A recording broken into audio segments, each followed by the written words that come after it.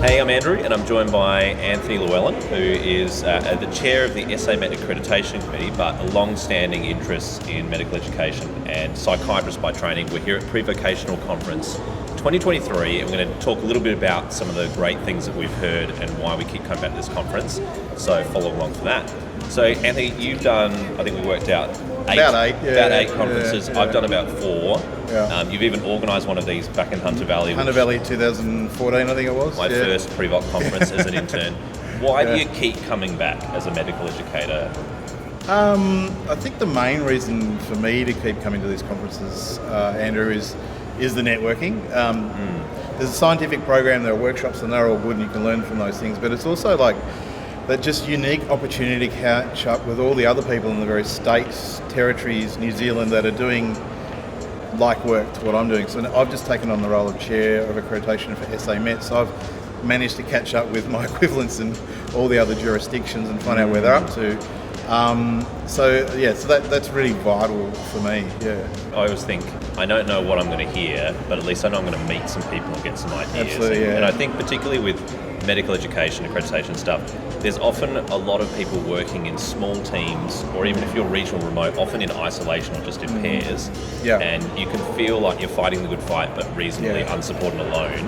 And then to come together and go, wow, we're all facing similar challenges, and actually here's some ideas of solutions that we've worked out here that might be applicable there. I love that.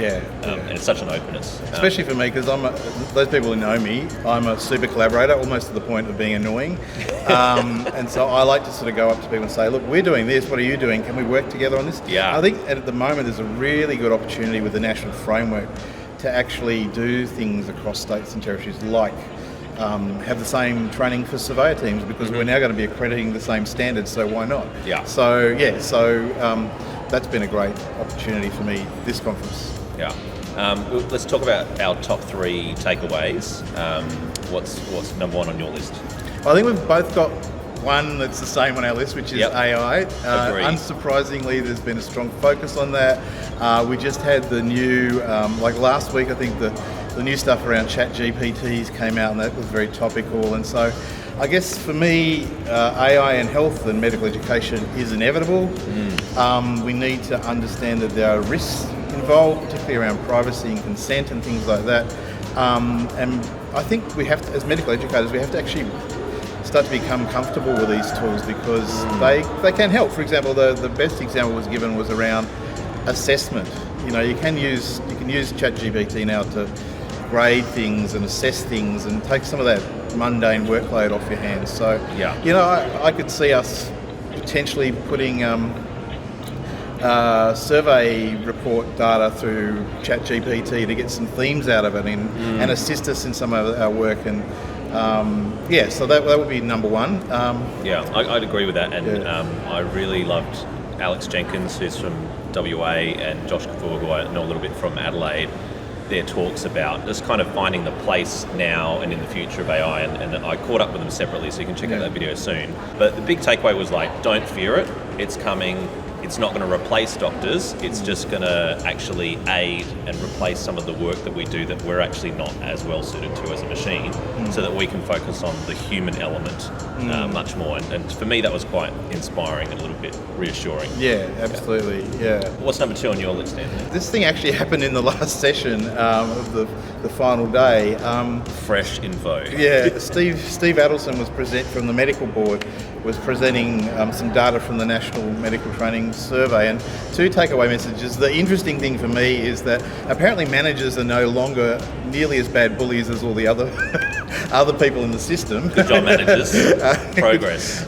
So that's good. But the interesting thing was a comment from the audience about the tone of voice, getting back to that human thing, and how doctors are responded to by AHPRA and the medical board, and he took this on board, and apparently the medical board are looking at their kind of human responses, so that hopefully in the future when you get a letter from the medical board, there's some nice stuff in it, not that kind of we are the regulator. But I think for me that brings another reason for me to come to the conferences, is to get that accountability. So the medical board attends, the Australian Medical Council attends, all the PMCs attend. their peak body, the CPMEC is here. So there's an ability for the voices involved in prevocational training, the trainee doctors, the medical educators, the MEOs, the managers, etc., to get some accountability and to feed back into the system. So that's probably the other highlight. Yeah, what about you, Andrew? Number 2 on my list would be the 2-year framework that's coming in for interns and PGY2s. Great to hear. I mean, probably the first meeting was the Directors of Clinical Training and equivalent meeting that I attended on behalf of my boss. Thanks, boss. It was great to hear that we're all struggling with similar challenges. We're all short-staffed. We're all got increasing dependence on IMGs, and we need to value them and support them in the right way that they deserve.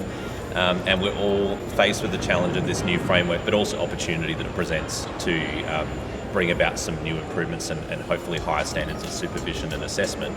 There was a great workshop on entrustable professional activities and the assessment that's coming with that by Nick, who's actually one of the people that has led the production of this new assessment. I've got a video with him separately as well. But also to hear from the DCTs that different states are choosing to roll out the 2-year framework in the slightly different timelines and slightly different focus, but a lot of emphasis on let's share resources about supervisor training and EPA training and framework and documents. I really love that even some of the best resourced areas, like the current medical director of HETI in New South Wales, who we know is really well resourced compared to other states, was like, it's on us who are more resource rich to share and support those around the country that are not as well resourced. I love that, so thank you for that, John. And what was number 3 for you? Number 3 for me is the ever-increasing quality of the JMO presentations at the conference. We tried to get this going in 2014 when I was hosting, and it was starting to happen, but every year the types of projects and research that they're presenting is becoming more rigorous and useful and relevant and demonstrating outcomes, and they're really thinking about how to implement good medical education in their local hospital networks, etc. New programs. But the sting in the tail with that for me is that there is still a lot of recycling of ideas. Yes. And this is because often the trainee doctors who come to these forums only come for maybe 1, 2, possibly 3 years, and then naturally they go off into specialty training, get a little bit distracted. So I think the challenge for the forum is, and maybe this is a broader discussion around medical education in Australia, but how do we capture some of them? Because we saw again from the National Medical Training Survey data, I think, was it like 49% or even more? We might put the exact figure down in the video, of trainees who were surveyed saw a career in medical education for themselves, and training was at least half.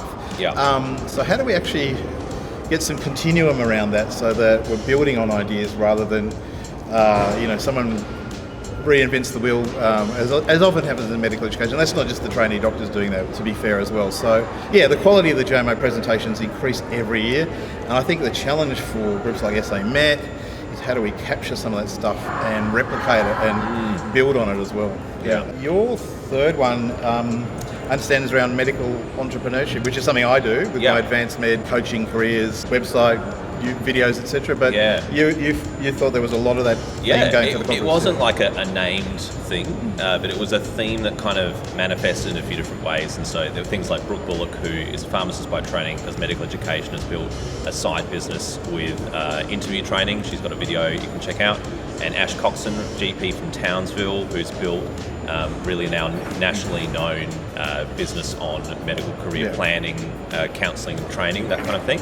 And a few other ideas there. So it's kind of challenged me, and I think it's good also for the junior doctors who are here to hear that there are pathways that you can create yourself, as well as the traditional pathways, and pathways that may be parallel to clinical medicine or maybe non-clinical in their way, but can be very satisfying and ultimately meet needs in the Australian community or in the medical community broadly. So I like that. And maybe capped off on the first full-day plenary with Amandeep Handra, who's the founder of Creative Careers in Medicine, who's again another whiz at medical entrepreneurship.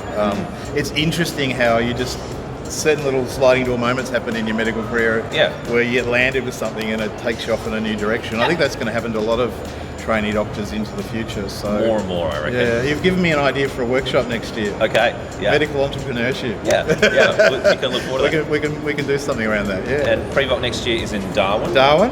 In November again. So 11th to 13th, I think. Yeah, we'll put the dates below. Make sure we get that accurate. Yeah. So if you're a junior doctor or you're a bit more senior or someone who's involved in medical education, a great community to be a part of, and you'll come away with lots of ideas and contacts and networks that you didn't expect. So hopefully we'll see you in Darwin next year. If you are a trainee doctor, start approaching your JMO unit, medical education unit, whatever is relevant in your hospital or health service. Start pulling together a project so you can build a case for yourself to attend. Yeah. And we'd love to see you. See you then. Thanks for your time. Cheers.